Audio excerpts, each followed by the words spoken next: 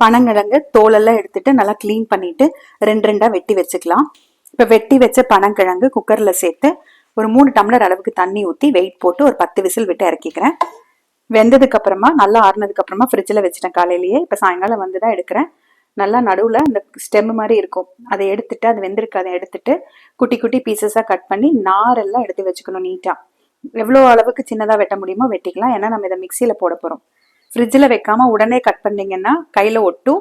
மிக்சியில போடும்போது உங்களுக்கு உதிரி உதிரியா வராது. ஒரு 4 மணி நேரமாவது ஃப்ரிட்ஜில் வச்சு எடுத்துட்டு தான் நீங்க இதை செய்யணும். இப்ப தேவையான அளவுக்கு குட்டி குட்டி பீசஸா எடுத்து வச்சிருக்கேன். நான் இதை ஒரு பாதி மட்டும் நான் மிக்சி ஜார்ல சேர்த்துக்கிறேன். மீதியை நான் அடுத்த நாளைக்கு கூட ஃப்ரிட்ஜில் வச்சுட்டு யூஸ் பண்ணிக்கலாம். தேவைப்படும் போது நீங்க புட்டு பண்ணிக்கலாம். பல்ஸ் மோட்ல கொஞ்சம் விட்டு விட்டு பொடிச்சோம் அப்படின்னா நல்லா இந்த மாதிரி உதிரி உதிரியா புட்டு கிடைக்கும். இதை ஒரு பாத்திரத்துல சேர்த்துட்டு தேங்காய் துருவல் சர்க்கரை சேர்த்து மிக்ஸ் பண்ணிக்கலாம். நீங்க சர்க்கரையை பொடிச்சு கூட சேர்த்துக்கலாம். சுவையான சத்தான பனங்கிழங்கு புட்டு.